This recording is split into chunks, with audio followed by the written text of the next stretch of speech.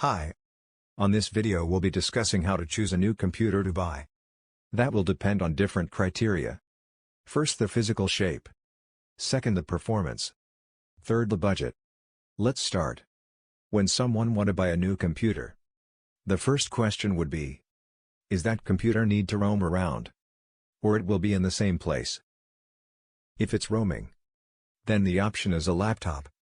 Otherwise it's staying in the same place, and that's a desktop. For the size of the laptop, generally depends on the screen and how big you want it. The weight and how long the battery will last will depend on the model and brand. That will be for you to choose and balance with the budget. Performance will be determined by many factors. First, the processor.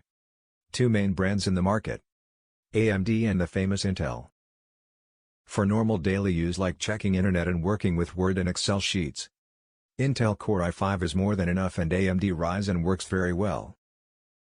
You will need 8 GB of RAM or more for good performance and for any future updates of the operating system, as the operating systems go more RAM consuming. The new issue shows up in 2018 and later is the hard drive. You may want to buy a computer with SSD, not HDD hard drive. The way SSD performs is way better than HDD. You can have a computer with the best processor, 64 GB of RAM. But if your hard drive is HDD, your computer is slow. Now, how to manage the budget with the requirement. It's always a challenge to have the budget with the requirement. It's one or the other. But what you can do is going with lower price brands instead of high price. All works well if you keep the basic requirement. Go with less unneeded features, like no need for touchscreen and 360 flip screen if your budget doesn't allow.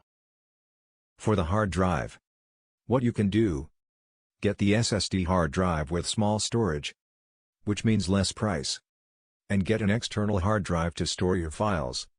Or even you can use OneDrive, which is free online storage from Microsoft, or Google Drive from Google, and Dropbox, another online storage. The differences between having external hard drive and online storage is that hard drive not always with you, and can be damaged if it fail. When the problem of online storage is that you will need internet all time, which is more and more available. But in this case you have to pay attention to security when connecting to Wi-Fi, which is managed by someone else, like in the restaurants or store. In general, any free Wi-Fi. Hope you enjoyed the video.